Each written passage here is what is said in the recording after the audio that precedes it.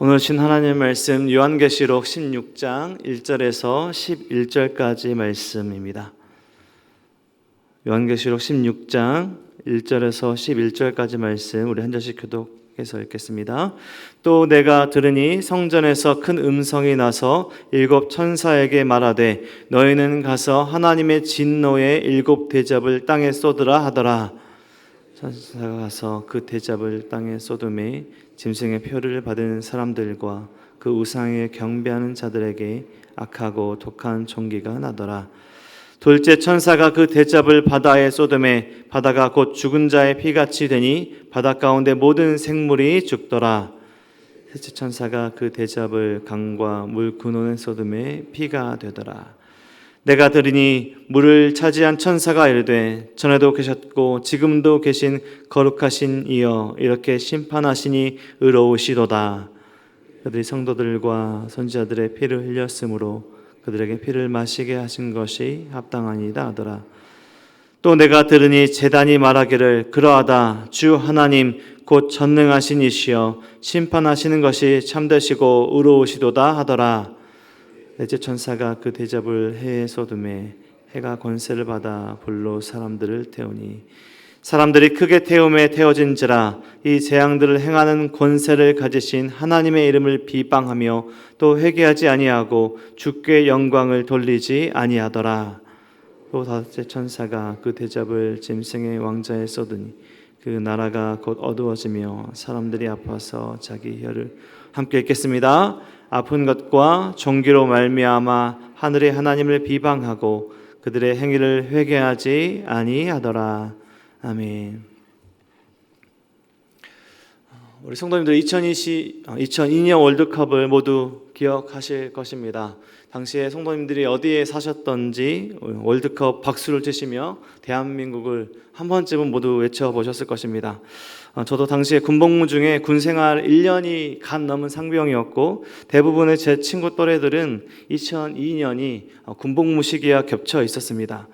경찰로 복무하던 한 친구의 정말 안타까운 에피소드가 있었는데요. 그 친구는 경기장 안에 들어가긴 했습니다. 경찰로 들어갔죠. 근데 아마 영상으로 보신 분도 계실 텐데 그 친구는 경기장 안에 관중들을 보고 있어야 해서 경기는 못 보고 소리만 듣고 사람들의 얼굴만 봤다는 슬픈 이야기도 들었습니다. 아마 대부분의 경기를 생생하게 기억하실 텐데 그중에 16강전 이탈리아전을 기억하실 것입니다. 반지의 제왕, 안정환 선수가 탄생한 경기이죠.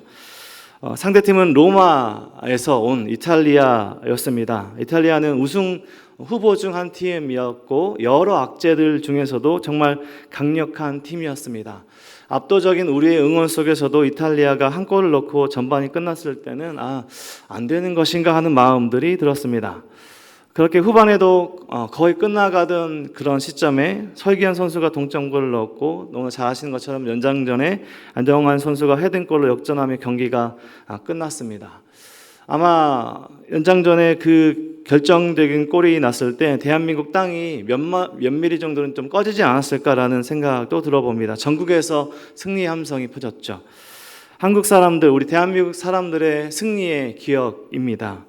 지금도 2002년의 월드컵 경기를 다시 볼 때가 있는데요. 우리나라 사람 그 누구도 이탈리아전을 보며 그 월드컵 경기를 보며 패배할까 염려하지 않습니다. 이미 승리가 결정되었던 것들을 알고 있기 때문입니다. 전반에 1점을 지고 끝나지만 혹시 처음 보는 자녀들이 이거 지는 거 아니야? 라고 물어본다면 끝까지 봐봐 하며 말해줄 것 같습니다. 승리할 것을 이미 알고 있기 때문이죠. 우리 함께 읽고 있는 요한계시록은 승리의 책입니다.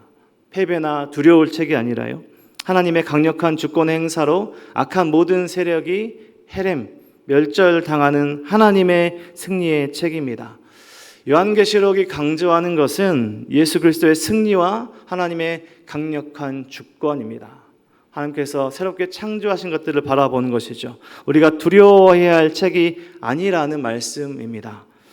이미 읽기도 전에 승리의 결론을 보며 소망으로 위로의 말씀으로 읽어야 할 책이 바로 요한계시록입니다. 예수 그리스도의 그 십자가와 부활의 승리는 예수를 믿는 모든 자들의 승리이기 때문입니다. 오늘 요한계시록 16장 본문은 15장에서부터 예고되었던 7대접이 쏟아지는 환상입니다. 15장 1절 말씀에서처럼 마지막 재앙입니다. 7인, 7나팔, 그리고 마지막 7대접 재앙의 마지막 모습들입니다. 특별히 오늘 재앙은 출애굽 때 애굽 땅에 내렸던 재앙과 많이 닮아 있습니다. 오늘 본문의 5번째 대접까지 부어지는 본문의 내용을 가지고 있습니다. 먼저 첫 번째 대접 심판입니다. 2절의 말씀을 보면 말씀대로 첫 번째 천사가 가서 그 대접을 땅에 쏟음에 짐승의 표를 받은 사람들과 그 우상에 경배하는 자들에게 악하고 독한 종기가 나더라. 종기는 우리에게 익숙한 재앙이죠. 하나님의 경고 그리고 말씀을 무시했던 바로와 애굽 사람들에게 내려졌던 그 악하고 독한 종기가 하나님을 대적하는 자들에게 또다시 내려집니다. 첫 번째 대접의 재앙은 이 세상의 법칙, 세상의 구조를 따르는 우상 숭배자를 당할 고통이라는 것을 말합니다.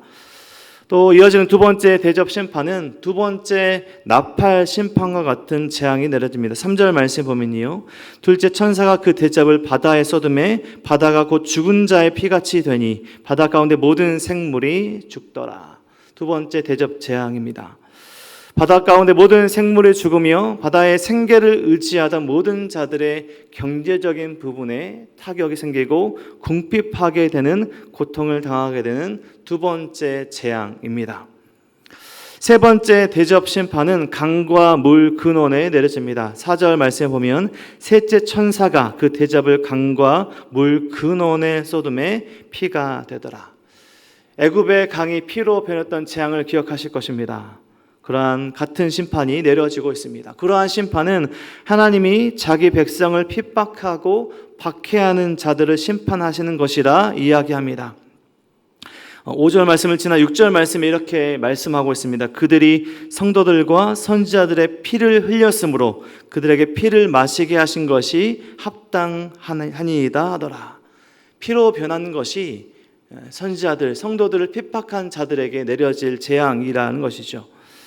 하나님의 진노의 잔이 부어지는 이유는요, 고통 속에 부르짖는 성도들의, 하나님의 백성들, 하나님의 사람들의 기도의 잔이 채워졌기 때문입니다. 하나님의 때에 하나님의 심판이 임하는 것이죠.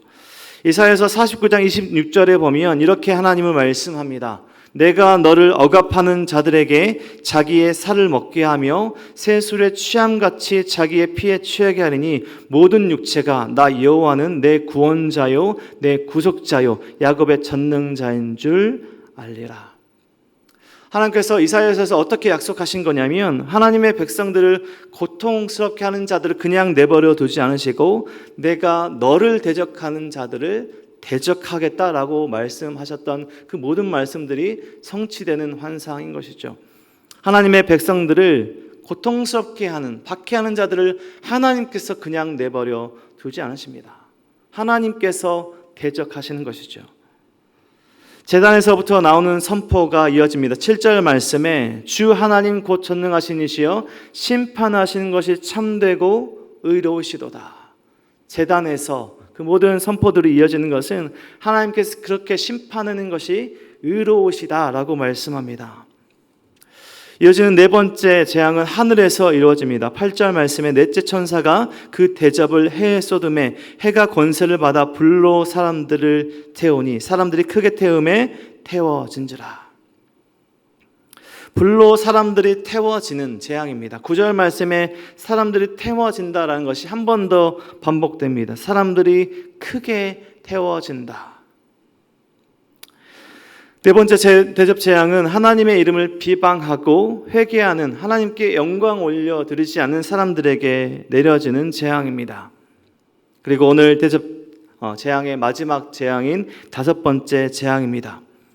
10절 말씀에 또 다섯째 천사가 그 대접을 짐승의 왕자에 쏟으니 그 나라가 곧 어두워지며 사람들이 아파서 자기 혀를 깨물고 아픈 것과 정기로 말미암아 하늘의 하나님을 비방하고 그들의 행위를 회개하지 아니하더라. 마지막 다섯 번째 재앙입니다.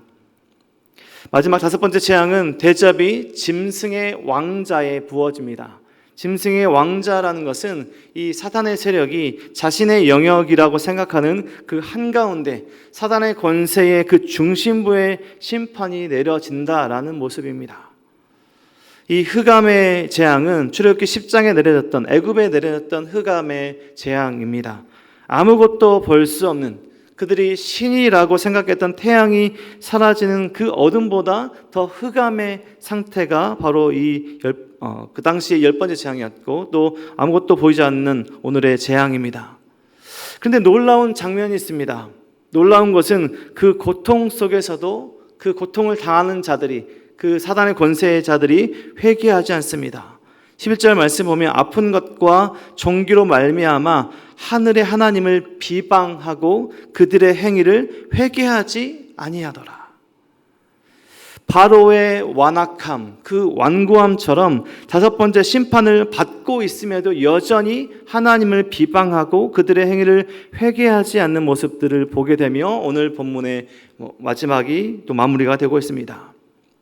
오늘 7 대접 중 5번째 대접의 재앙은 하나님을 대적하는 자들에게 내려지는 재앙들입니다. 짐승의 표를 받고 우상을 숭배하는 자들에게 악한 종기가 나고, 성도들과 선자들을 핍박하고 박해하는 그 악인들은 피로 물든, 피로 변한 물을 마셔야 했고, 해를 통해 불로 태워지는 재앙을 받고도 회개하지 않은 하나님을 비방하는 자들에게 아무것도 보이지 않게 되는 흑암의 재앙들입니다. 하나님을 대적하는 자들에게 사탄의 권세에 내려지는 재앙들이죠. 오늘 5번째 재앙까지 내려지는 오늘의 말씀을 보며 우리는 어떤 말씀을 또 묵상하고 또 우리 삶에 적용하며 살아야 할까요? 하나님을 대적하는 것들이 무엇일까요? 우리의 삶에 일어난 일들 가운데 하나님이 깨닫게 하실 때 우리는 즉각 회개하며 하나님 말씀으로 돌아서고 있을까요? 우리는 일상 가운데 무엇을 의지하며 어떤 정의와 공의, 그런 하나님의 말씀을 실천하며 살아가고 있습니까? 하나님께서 심판하신 것들을 한번 봐보십시오. 하나님께서 심판하시는 것이 세상의 경제, 불법과 악함으로 물든 세상의 논리에 기대는 것들입니다. 우상과도 같은 세상의 방법, 세상이 말하는 그 안정을 하나님께서 심판하십니다. 영원할 것 같은 세상의 권세와 세상의 모든 경제 논리들을 심판하고 계십니다. 우리가 의지하는 것들이죠. 우리가 세상을 살아가며 세상의 논리와 세상이 말하는 그 방법에 따르는 안정을 바랄 때가 있습니다. 또 심판 가운데 하나님을 끝까지 비난하고 회개하지 않는 모습들을 보게 됩니다. 아픈 것과 종기로 말미암아 하나님을 비방합니다. 우리 삶에 일어나는 일들로, 우리 삶에 일어나는 결과들로 인해서 하나님께 토로하고 기도하는 것이 아니라 하나님을 비난하고 하나님께 나아가는 그런 비평, 그 모든 비난의 반응이 우리 가운데 있지 않은지 돌아봐야 할 것입니다. 우리 가운데 완악함, 완고함, 깨닫게 하셔도 마음이 굳어져 듣지 않는 마음이 있다면 10가지 재앙 속에서도 끝까지 버티고 장자가 죽는 고통 속에서도 다시 하나님의 백성들을 쫓아갔던 그 바로의 길을 따라가는 것이다 라는 것입니다. 하나님은 하나님의 백성들을 끝까지 지키시고 보호하십니다. 심판의 내용들, 계속되는 심판의 내용들은 하나님을 대적하는 자들, 대적하는 사단의 권세를 멸하신 하나님의 심판의 장면들입니다. 하나님의 백성들에게는 승리의 이야기들이라는 것이죠. 우리가 계속되는 요한계시록 말씀들과 본문의 재앙들을 보면서 두려움이 아니라 하나님의 능력과 하나님의 심판, 하나님의 주권의 존재를 확실하게 믿어야 할 점 있습니다. 오늘 하루를 하나님을 의지하며 하나님의 말씀을 묵상하며 우리가 하는 모든 일들을 통해서 하나님께 영광 올려드리는 삶을 살아야 할 점 있습니다.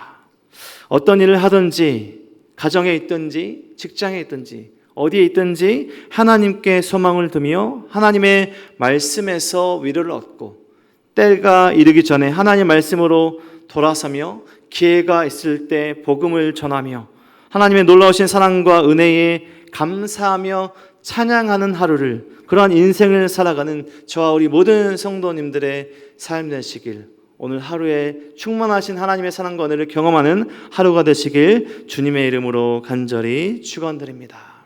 기도하겠습니다.